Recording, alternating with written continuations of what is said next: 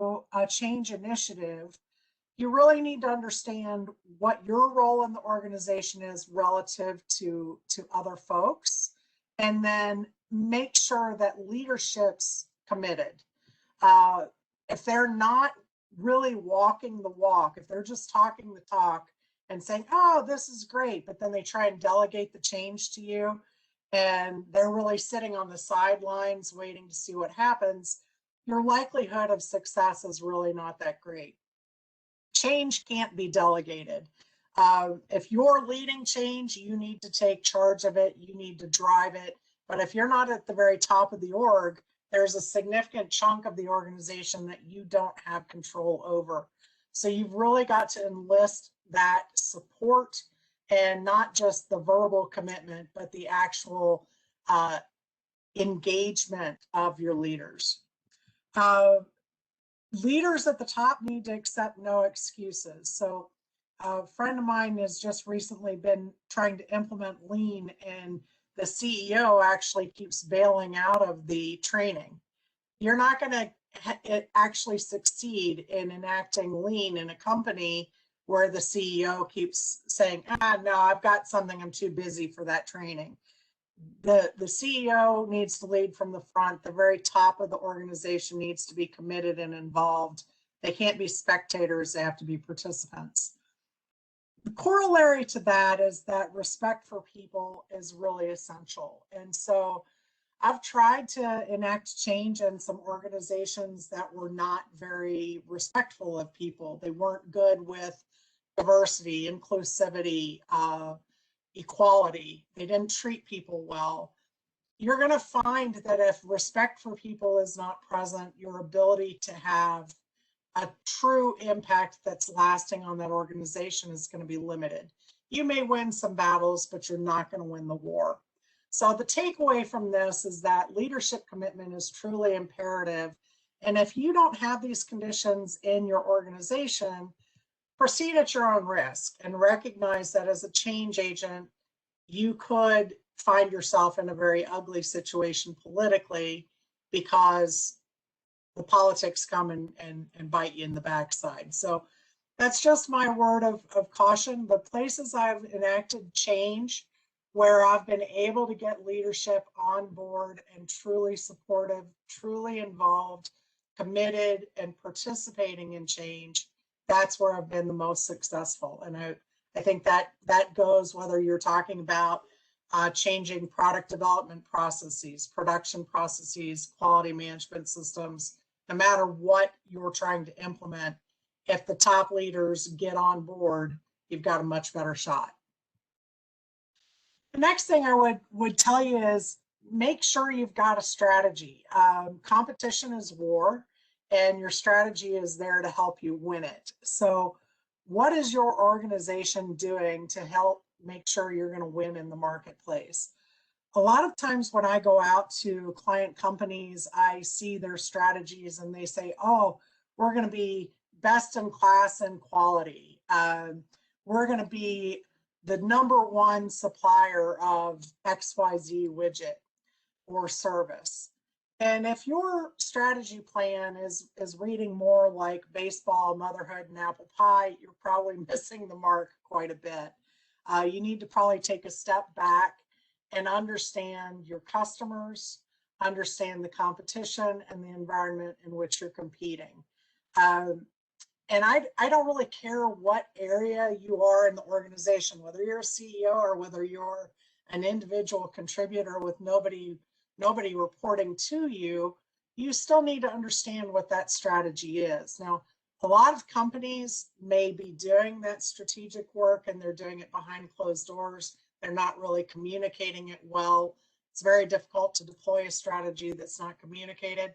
I would recommend that you go through and look at these things on your own if you haven't done them before. So customer segmentation, simple tools like Porter's 5 Forces, SWOT analysis, and PEST can help you kind of figure out how you can win in the marketplace. If you haven't seen these things, I'm just going to flip through them. Segmentation tends to look at your customers and try and put them into groups and personas that help you understand what products and services will make your customers happy, how they make the buying decision, how you need to service them. Porter's 5 Forces really helps you understand competition in your industry by looking at the bargaining power of suppliers and of buyers, threat of substitutes, and threat of new entrants. And it's a really good, simple framework to really help you understand where you are and where you're positioned in your industry amongst your rivals. SWOT analysis, going through doing simple strength, opportunities, threats, and weaknesses, more internally focused, really to help you understand what the potential good things about your organization, as well as the things that you need to be doing better. And then one that has probably gotten more attention in the last year due to the pandemic is really looking at an environmental scan with something like a pest analysis, looking at political, social, economic, and technological factors that are coming in the environment that really impact your strategy and how you need to position your company and your organization to win. Many people really missed this with the pandemic and got bit pretty hard with the pandemic and what's happened with social distancing and how we've had to work remotely and how we've had to service customers and manage the manufacturing floors. So it really doesn't matter where you are in your organization level-wise, whether you're an individual contributor or a CEO. If no one else is doing this work, you really ought to do it just so you understand where you are and where you fit in your industry. And even though you may not have influence or control over the entire organization, you likely do have control and influence over your own department. For example, I've got a friend who works in product development, and he doesn't have control over his whole organization, but he was able to go through and look at his industry, look at the major competition, and figure out new ways they could win in the marketplace. So, you know, nobody told this gentleman to go do that. He went and did it on his own and said, you know, I really need to understand what I can do, what I can contribute, because direction wasn't coming to him from above. So he really had to go at that and figure out how to win and how to help his organization win within his department. So once you've got that kind of thought process of what things you need to be doing for your strategy, you need to document and communicate that and deploy it. We're going to talk a little bit more about that in a few minutes, but I'm going to kind of skip ahead and do some other things I want to talk through. One is mission, vision, and values. I don't know about you, but I see a lot of mission, vision, value statements that really look like pretty wallpaper, right? They're on the annual reports, they're on our website, but they don't really mean anything. And if you ask people, how do you live that value? How does your company live that value? They really can't answer that. Your mission should really state why your organization exists. Your vision is what you want to become in the future, and your values are how you want to behave and how you want the people in your organization to behave. Where we miss the boat a lot, and I think this is really critical for setting up an organization for successful change, is what are the processes that we have in place to make sure we can achieve our mission, that we can meet our vision, and that we can live our values. If we don't have processes to back that up, we have no teeth to those things, and they're just wallpaper. Wallpaper and slogans, you know what Deming said about that, to eliminate them because they're really beyond the control of the workforce.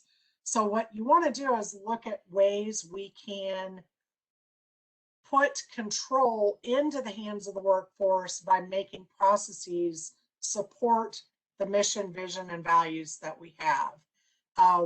Now, whether you are, if you're not at the top of your organization, you're not necessarily going to be the person writing a mission, vision, value statement for your whole org. But again, if you're running a quality department, should you not have a mission statement for what the quality department for your organization should be doing? should you not have processes that dictate how you're going to make that happen and how you're going to live the values that support your corporate values, that support the vision of where you want to go? That becomes part of the strategic initiative that you can control, you can drive within your own organization. Before we change, one of the things we need to look at is whether your organization is really ready to change. What I like to tell people is that your organization is perfectly engineered and perfectly designed to give you the exact results you're getting right now.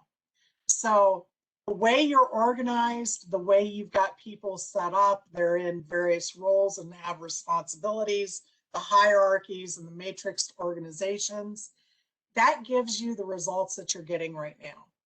If you want different results, it's very, very likely that you're going to need to change the way you're organized. So you need to actually look at that organization structure and see if it's meeting the things that you want to do to achieve the strategy that you're looking to achieve. So I never thought as an engineer that I would have anything to do with organizational design and development, but I actually spend a tremendous amount of my time helping organizations figure out the best way to organize to meet their strategic objectives and to achieve the results they want to get. And so the way we do this is we start with something I call a person agnostic function only view. And what that means is lay out all the functions that you have in your organization, from sales and finance, new product development, engineering, production, quality, accounting, finance, whatever you've got, and figure out what those roles and responsibilities are. Don't think about who's in that role right now. Think about what you can, how you can lay that out to achieve the strategic goals of your organization. You need to actually have those roles and responsibilities fully defined. You would be shocked when I go out to, even to very large organizations, that I'll ask for job descriptions. They'll give me a job description that hasn't been updated for 20 years, and the person who's in that job has never seen it. If you're not updating those job descriptions regularly, you don't understand the roles and responsibilities, it's very difficult to hold somebody accountable. The next thing I look at is something we call right person, right seat. That's where we take that person agnostic org chart and we say who gets it, they understand that role, they want to do that role, they've got the capability and capacity to do that role, they're excited about it, it's where they're passionate, it's where their energy is, and you put that person in that role.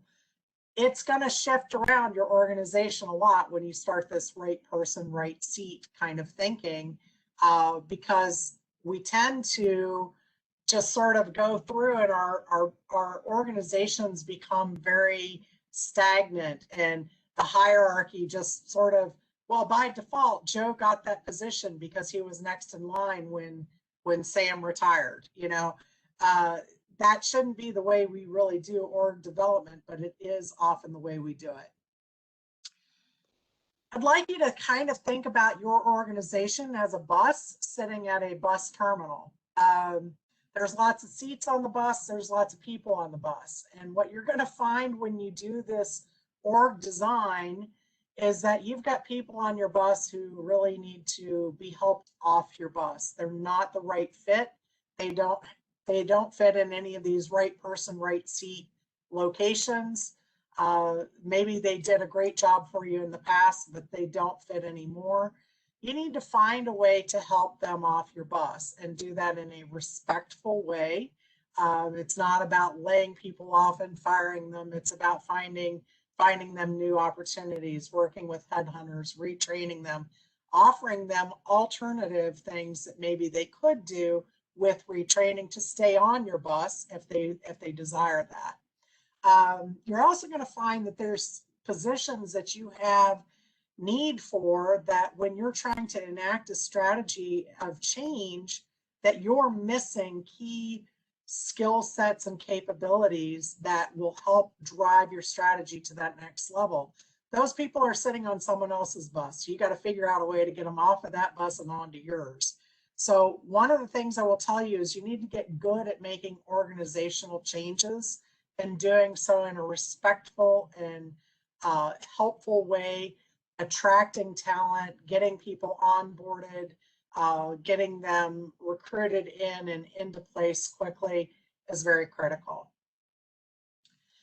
There's another rule that I'd like you to remember called the 10-80-10 rule, that when we go through change, about 10% of the people will be like me and probably a lot of you guys, where I'm excited by change. I love change. I'm the first person to go, yay, pick me, pick me.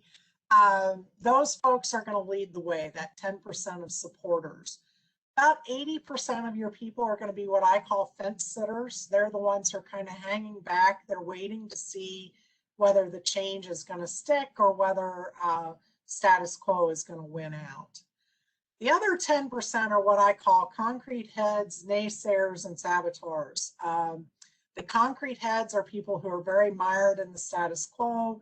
They're difficult to change. They maybe aren't too excited about change, but they will do it eventually. If you can convert them, you'll have an ally for life. Naysayers are going to be actively negative about change, and saboteurs are going to be working behind the scenes, trying to do all sorts of manipulative things against the change, and may do some things that are pretty awful.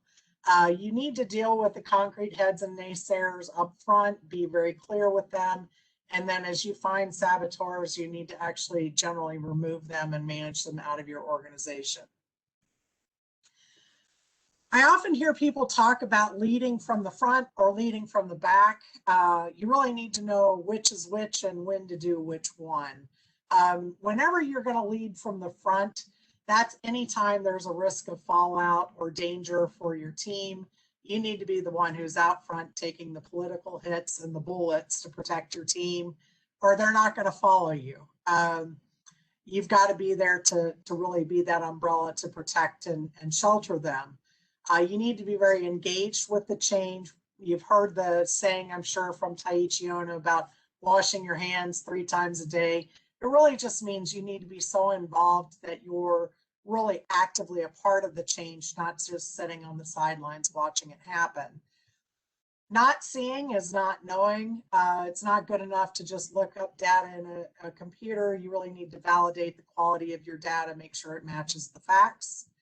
And when you go to the floor, to the Gemba, where the value is being added, whether that's a laboratory, a hospital, a classroom, wherever it is, you need to see if you can solve problems for people.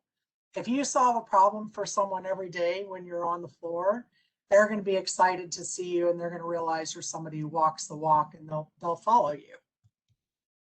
When you lead from behind is when things are going well. You need to step back and give credit to your team and celebrate their wins and share the wins and let them shine. Really make sure that people know who was responsible. You as a leader don't need to take that credit.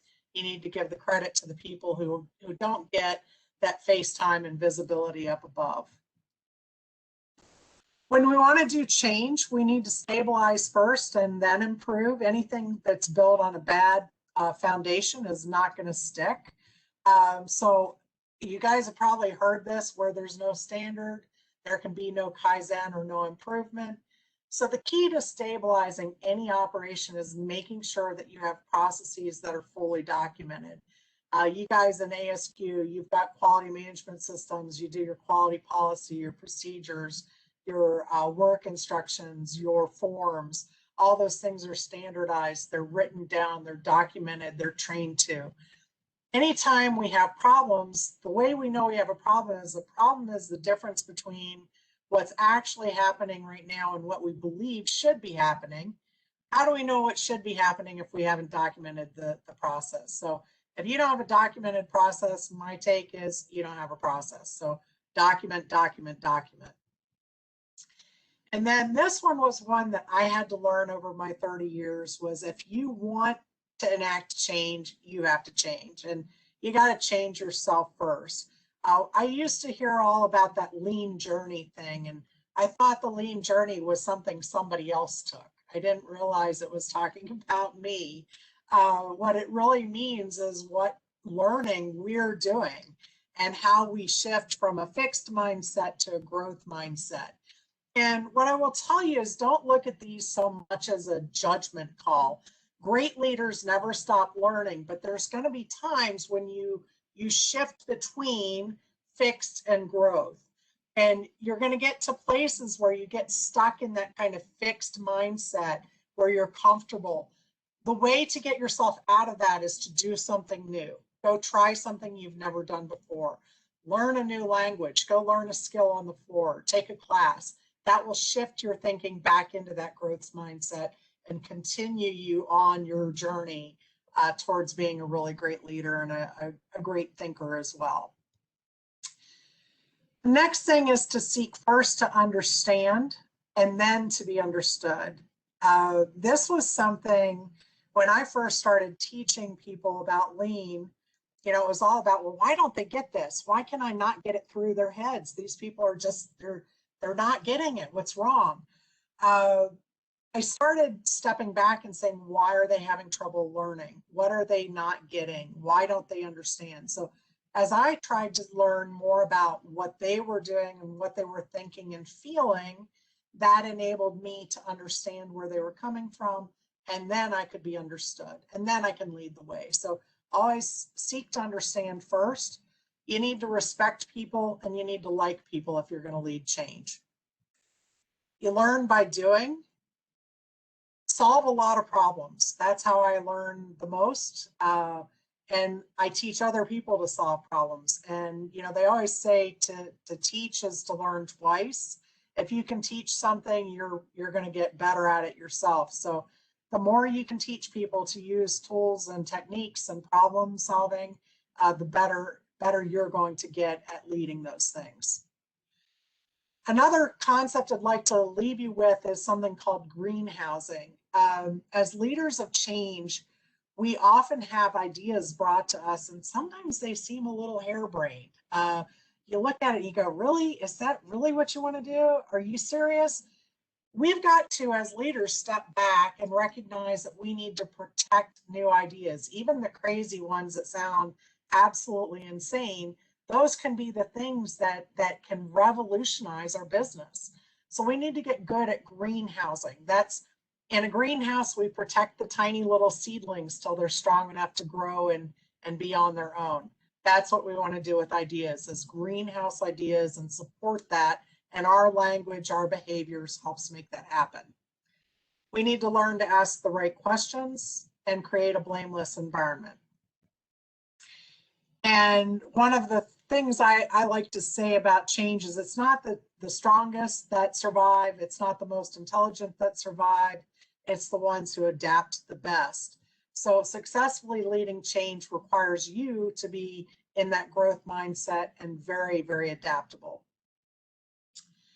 I told you I'd go back to that strategy statement about, you know, once you have a strategy, your strategy is meant to be deployed. It's not meant to sit on a shelf. If it's in a pretty shiny binder and not doing anything, it doesn't help you. So whether your plan is imperfect or not really doesn't matter. If you execute against it, you're going to get a lot farther along than having a perfect plan that's doing nothing. So plan and execute projects that move your strategy forward. Duran, I believe, was the one who said all improvements take place project by project and in no other way. That's how we move our strategy forward. We measure the right things. We have targets that are set according to moving that strategy forward, and then key performance indicators that make sure we're meeting our budget, safety, quality, delivery, costs, the things that are required to keep us in business and keep our customers happy. Anytime that we have a deviation from where we were supposed to be, we need to do root cause corrective action to make sure we get back on track, and we need to regularly review where we are. Never confuse activity with results. Results are measurable. Activity just looks like a lot of noise and doesn't get anything that moves us forward. To make change sticky and prevent backsliding, there's a cycle we need to go through of standardizing, training, auditing, and then repeating that. Always write or document your standard work. It can take many different forms. I don't really care whether you write it in lean format or job instruction breakdowns or quality management system or however you want to do it, get it documented, then train to it using job instruction training. Only qualified operators are allowed to work on their own. If you're not a qualified operator, you need to be working buddied up with someone who's helping you. Audit that work being done. Make sure that the standard is in place. Make sure the person's qualified. Check that the work's being done, and then provide feedback and improve it. Our leadership mantra needs to be that working to standard is a condition of our continued employment. And that's part of that leaders walking the walk and not just talking the talk. If we don't keep in place standards, every time we make an improvement and we don't hold people accountable to working to that standard, all they're going to do is backslide, right? And then we're starting all over. That improvement cycle can never take steps forward because we keep losing everything because we're not moving to that, working to the standard. There should be an improvement philosophy that we use where we start with a standard, we adhere to the standard. We as quality professionals know that the way we know if somebody's adhering to the standard, we audit. From there, we identify performance gaps, places we're not doing as well as we want to. We start making improvements, we make changes, we prioritize those opportunities, we execute the projects, we create new standards, and then we have to train to those new standards. And again, adhere to the standards, and the cycle continues. That's how we make it stick. If you miss any step in this process, you're going to backslide. One of the next things that I want to kind of emphasize is we should all be falling in love with our customers. As improvement professionals, we all find these tools and methodologies that we really, really like. I've done a lot of work implementing management systems, ISO and TS, et cetera, over the years. And I've helped train people in Lean and Toyota Production System and various tools within it. I've done Six Sigma. And I know each time I do these things, I get excited by them. They're great, great approaches. There's great new tools, and we get kind of hung up on it. But we got to remember that our real goal is improving every single day. The customer is the one who's paying our salary. We need to stay customer focused. It really doesn't matter so much what the tool is or the methodology. Quit arguing about it. I'm so tired of seeing people fight over whether Lean is better or Lean Six Sigma is better. I really don't care. As long as you're improving and doing the real work that's driving value to the customer, that's what we need to be focused on. So leaders who are leading change need to always look at that and be the ones who are saying, how does this impact our customer? Is this going to be better for our customer? Have we talked to our customer? Do we know that it's better? Or are we just guessing? We need to get better at that as leaders and driving that methodology and that thought process. One of my last major thoughts here before we kind of open up for questions in a few minutes. Over the last 5 to 10 years, I've seen a tremendous amount of talk about culture. And I'm a big believer in culture. Culture is important.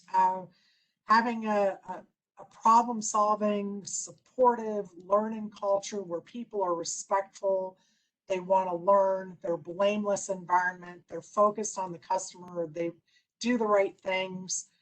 They're like, you know, we're living our values. We get very hung up on thinking that culture is actually an initiative and that we can enact change on the culture by working on the culture. The way to work on the culture is to do the right things every single day. Work on your processes, get your processes right. If your processes and your systems are supportive of your people and supportive of your mission, your vision, your values, and support achieving the goals of your customers and serving your customers, your culture is going to follow. You don't have to talk about culture if you're doing the right things every day. To that end, I've seen over the 30 years I've been doing this, a lot of what I call fake lean and fake quality. I believe Bob Emiliani identified fake lean back maybe 15, 20 years ago and said fake lean is where you see all the tools of lean implemented, but the respect for people, the learning culture isn't there. Um, and fake quality is sort of the same thing. We have all the visuals. We've got, our ISO certification banner is there. We've got slogans everywhere, and, quality first, is posted on the wall, and we talk about it, but it's not real. If you were to go in and do an audit, the only person who can answer the questions is somebody from the quality department. That's a problem. I mean, if I've got only people from the quality department or the lean department who know about problem solving and improvement, I've got basically a fake implementation or fake change. So my take on this is that fake lean and fake quality are actually worse than lipstick on a pig. And the reason I say that is most people can look at the pig and go, oh, that's a pig with lipstick. A lot of people cannot see fake quality and fake lean and recognize it for what it is. So there's a few things I can tell you, tools that I look at when I go out on a plant floor to really see whether people are getting it and whether it's in their hearts and whether they truly believe it and feel it, or whether it's just, window dressing and lipstick on a pig. I look at production tracking boards. I look at standard work. I pull up quality documents, the policies, the procedures, work instructions. And if they're not changing, my take on it is neither are you. It's a pretty hard line to take, but if somebody isn't updating standard work and they're not updating quality documentation, it tells me that their processes aren't improving at all. They're stagnant. They're basically just staying the same. I also look to see whether the management system is truly a management system or whether it's a quality management system and the quality people are the only people who own it. Yes, the CEO signed off, but he couldn't tell you or she couldn't tell you what the quality management system does. They say, oh, that's that quality guy. He goes and does all the audits with our customer. I don't do that. That's not me. So is it owned by the top leadership or is it owned by quality personnel? If it's owned just by the quality personnel, I know it's not as real as we want it to be. Are we giving people the skills, the capability, and the time to solve problems? We want them to be able to solve problems at the lowest level, but then we don't give them any time and we don't give them any training to do that. We don't give them any coaching and there's no process in place for making that happen. Then I know that we don't really truly care about improving. We don't truly care about solving problems. It's all just window dressing. And then, one of the things I can tell you is if I see the use of formal Gemba walks where people are out on the floor, they're verifying data with facts, at least I can get a better sense about whether they're doing this for real or whether it's just an appearance. Watch the way people behave, the questions they ask, and whether they're looking for root causes and process improvement or whether they're looking at who to blame. That will tell me pretty quickly whether it's fake or whether it's real. So I think it's good for us to recognize that. And when we're trying to enact change, a lot of times we come in and we see a lot of things already being done. How real are they? And what can you do to make them more effective, more real on the floor, more sustainable? Because a lot of these things will fall apart when that great quality person walks out the door and goes somewhere else. A lot of it will follow with them. One of the last notes I have about high performance organizations is that they're not real exciting to look at from the outside. They look a lot like this picture on the left, very serene, a tremendous amount of value flowing to a customer with not a lot of noise and things just flowing smoothly versus the Rapids version on the right. This is what you see in an organization that really doesn't have it down. There's a lot of chaos, a lot of noise, a lot of process disruptions, firefighting. Great culture is going to be the result of doing the right things day in and day out. And when you're in it, it doesn't look all that exciting because it's just continually kind of churning forward and making lots of changes, but it's just part of the way we do business. We don't have those mass reactions and panic every time we have to solve a problem. It's just part of how we do our work day to day. So I've got a couple closing thoughts. Never underestimate your ability to have an impact. Whether you're at the top of your organization or somewhere down in the middle or down as an individual contributor, if you can solve a problem or influence one person and change the way they think about something, you can have an impact and you can lead change. Just recognize that, you know, having that vision, having the desire to make the change is half the battle in doing that. So that's basically what I had for you guys. I hope, I know I talk fast, so we can go back through and ask, you know, offer some questions. I did, Alan had told me I could do a little bit of a quick thing just about my company. If you are looking for help, give me a call. We've got interim executive leadership. We do training and coaching, lean transformation, shop floor management and team leader development, value stream mapping, Kaizen roadmaps, problem solving, Kaizens, and QMS work. I also am on LinkedIn.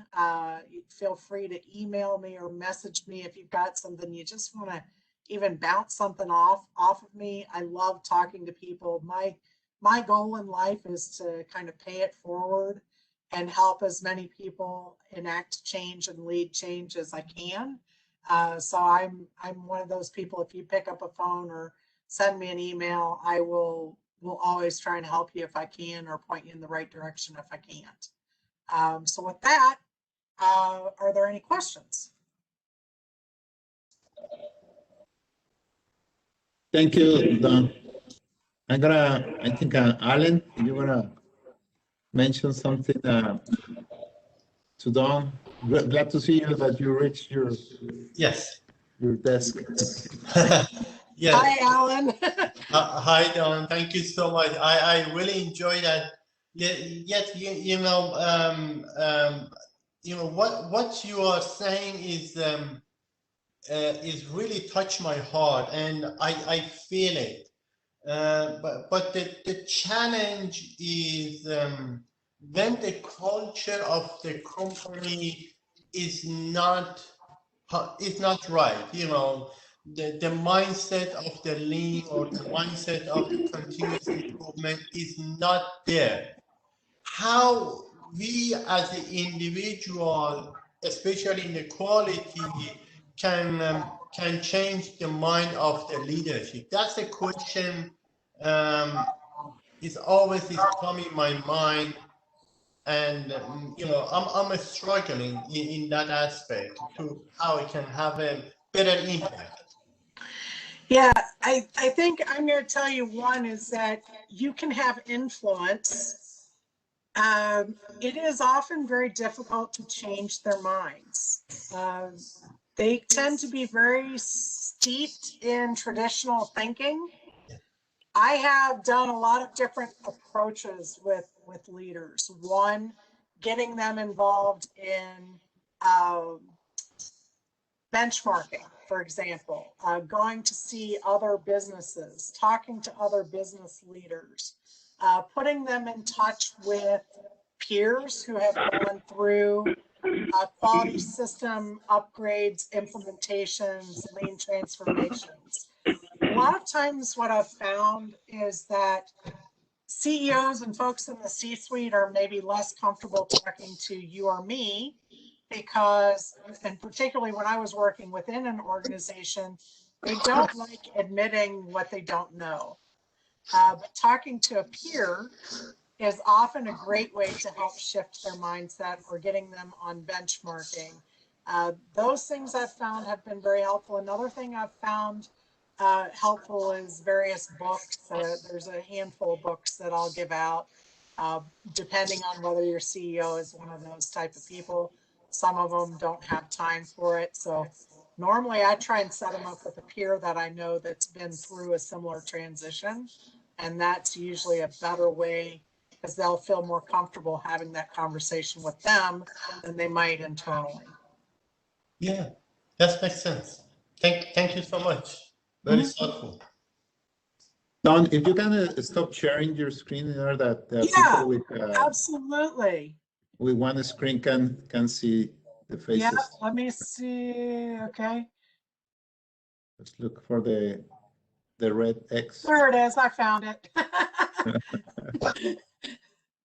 Well, anybody has a question? You can unmute yourselves, guys. Oh, Alberto, go ahead. Yeah, listening to what you guys had to say for this one, what's your take on what happened with Theranos? You had a company basically with a philosophy of faking it till we make it. They had people on board. Oh, they took it to the extreme. They had everyone on board money-wise. It turns out they had no product, but somehow were able to get lead people to do a job that was just going nowhere. It was like trying to push a McDonald's an inch. Yeah. I mean, what's your take on what happened there? Where were the failures? Where leadership that sometimes seems really good just still goes really bad? Yeah. I'll tell you, I worked for a little company down there in Houston that you guys know about called Enron. Oh. Yeah, I was there for just a few months, about 6 months. I joined right before it circled the drain there. What I can tell you, my experience in seeing companies that are able to pull off this type of fraud, the systems aren't real. The metrics aren't real. The strategy is not real. The processes aren't real. And so where I think a lot of people have gotten kind of lazy is when we do due diligence, you really need to dig in. What is really happening? Walk me through this process. Walk me through this technology you have. I want to see it, touch it, feel it, see the documentation. With the case you mentioned, you know, that was absolutely massive fraud. It's mostly, I believe, just the lack of process that enabled that to happen, right? Lack of documentation, lack of true, yeah, nobody dug in. It was kind of like all window dressing. What's funny is too is that some people, they don't know how to dig in. It's like they have a question, but they ask it maybe either to seem smart or they don't have the follow-up questions. They don't have questions B, C, and D. So if one thing goes wrong and they get an answer, they might leave it alone. Right. Whereas there might be something else if you just dig a little harder or ask for something different. Sometimes it's a matter of they may not know what question to ask. Exactly. Or where to follow from there. They don't have a chain. Yeah, correct. Mm.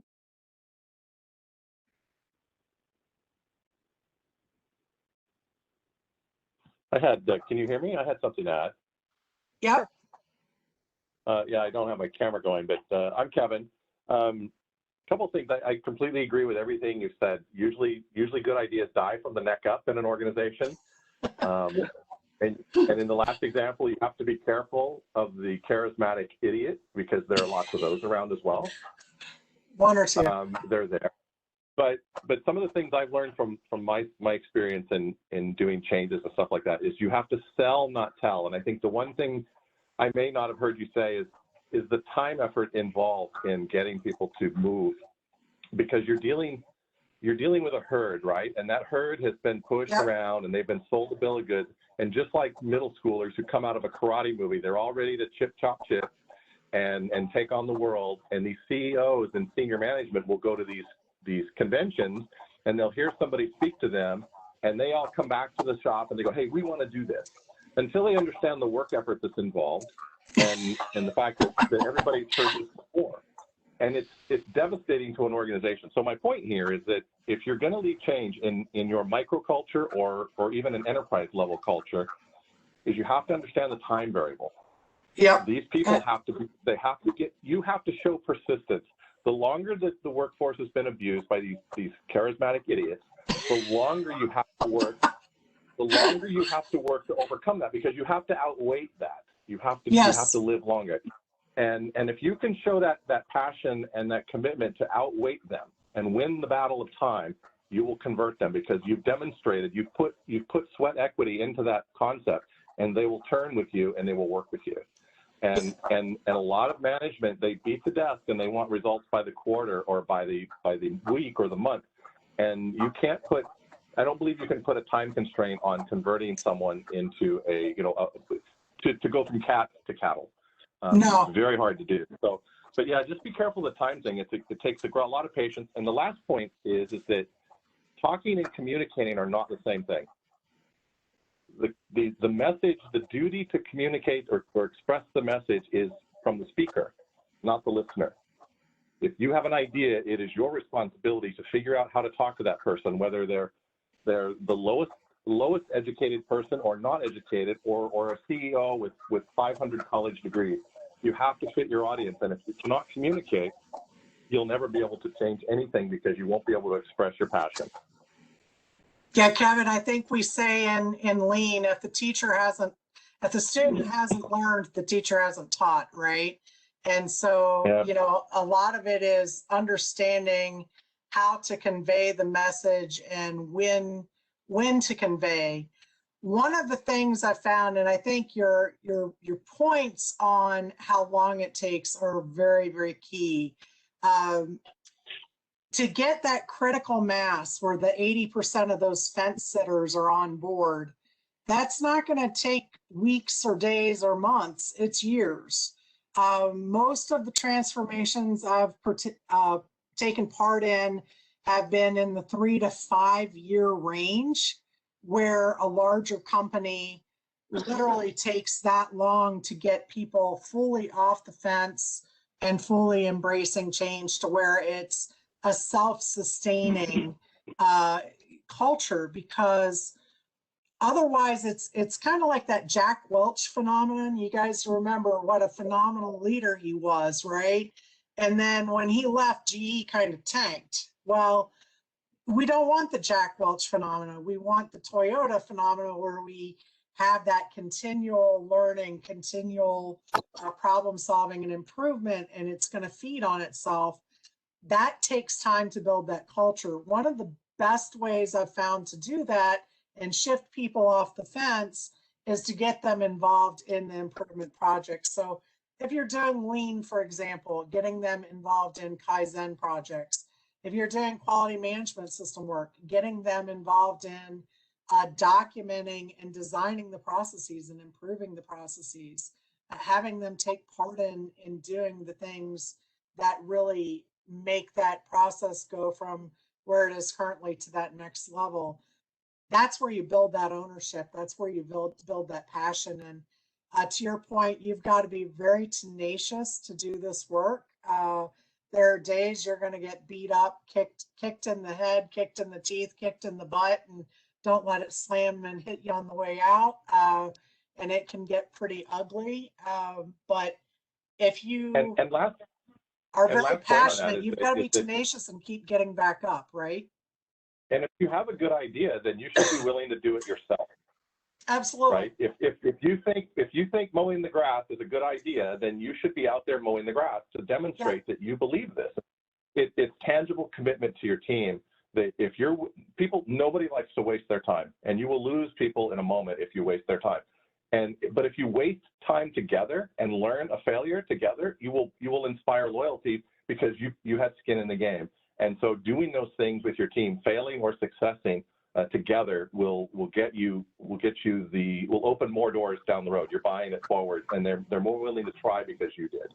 And those are just some of the things I've experienced and have really good success with. So I just wanted to share that. Yeah, it's that leading from the front, right?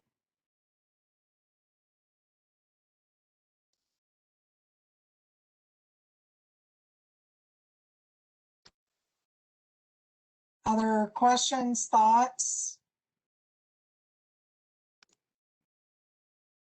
Hold on, think one. I like what you say about a comment about don't get into the fights about if Lean is better than Six Sigma or TQM or the MAYAC or Agile or it's all these strategies, right? That at the end of the day is kind of the scientific method, right? It's what I use in my presentations, the scientific method, Right. and that is teach worldwide in 5th or 6th grade, not observation, experimentation, and solving problems. But yes, it's I think was a good comment. Sometimes we get too detailed and too passionate about exactly the technique to use, the methodology to use.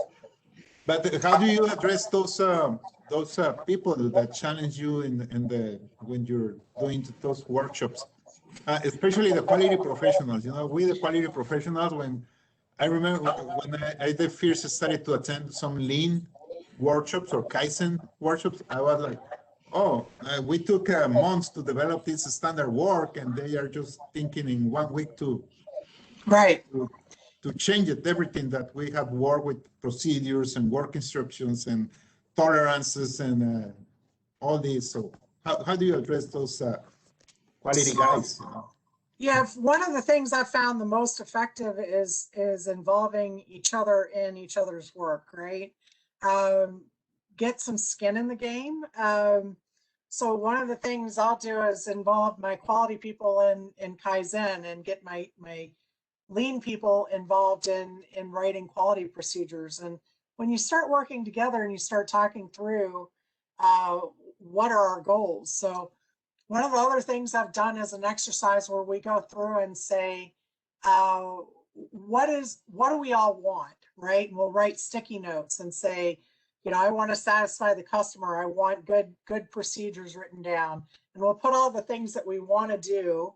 And it's interesting, you can't tell whether a Lean person or a quality person or a Six Sigma person wrote it, because we're all looking for the same goals. So, you know, instead of getting these perceptions and the competition, which is really non-value added and wasteful, we kind of start from the concept of we all really want the same thing. Let's work together. And that has been a way of breaking the ice down a little bit as far as the barriers and the finger pointing that really turf wars. It's really very non-value added. One of the other things I've also tried to work on in organizations is bringing those functions more together and having them less disparate, making sure they're reporting into the same group when possible, so that they're working alongside each other instead of, you know, well, we're over here in engineering and we're over here somewhere else. And so there's that natural tension that gets created organizationally if I can put them in the same group. So looking at the org structure and figuring out, is there a better way to lay it out? Sometimes that helps as well. Longer term solution. Thank you. Anybody has any question?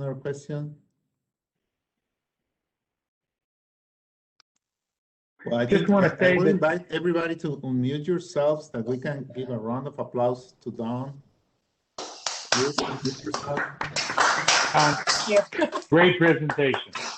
Thank you. I hope you guys enjoyed it. And if you have any questions or concerns, again, feel free to reach out. Hit me up on LinkedIn. I love talking to people and getting to know them. So if I can help you or, learn what you're doing or learn from you, I'm always open to that. Thank you, Don. Thank you, Don. And just this presentation, Don is gonna send us a version that we can share with everybody. It's gonna be posted in my ASQ in the section community in my ASQ, and also what else? Oh, the video is going to be in our YouTube channel in the next couple of weeks. And the RUs, recertification units, you will receive an email with those recertification units to the email that you used for registration. Okay. And well, thank you, Don, again, and hopefully you have a good day up there in Michigan. Yep, we'll do. Houston is really nice moment, and we are gonna be in the World Series next week, hopefully. So Cool. Great talking to all of you, and I hope you enjoyed it. It was fun for me, so appreciate you inviting me. Thank you so much. Thank you, Don. thank you. Good night. Bye. Bye. Thank you, Don. Bye-bye. Bye-bye.